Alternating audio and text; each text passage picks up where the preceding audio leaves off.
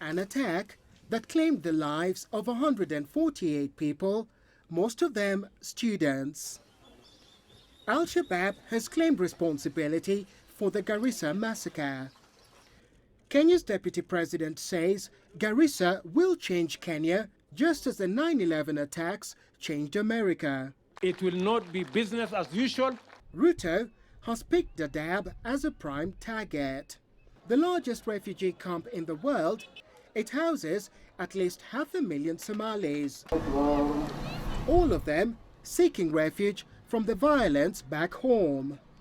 But some in Kenya's government claim it's a launchpad for terror attacks. And Ruto wants the UN to close it down.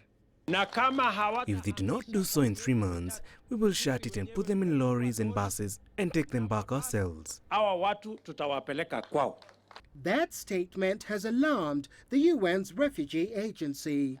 It says forcing refugees to return against their will would breach international law, which it will not facilitate. UNHCR is nevertheless concerned that abruptly closing the Dadaab refugee camps and forcing them back to Somalia would have extreme humanitarian and practical consequences, and it would be in breach of Kenya's international obligations. The Somali government is also worried. It is not the first time the Kenyan government is calling for the closure of the camp. In 2014, Nairobi signed an agreement with Mogadishu over the repatriation of refugees back to Somalia. However, this latest move is among a raft of measures the Kenyan government says is meant to stop terror acts in the country. The reaction among ordinary Kenyans is mixed. The problem for Al-Shabaab and terrorism is not from Dadaab, it's from corruption.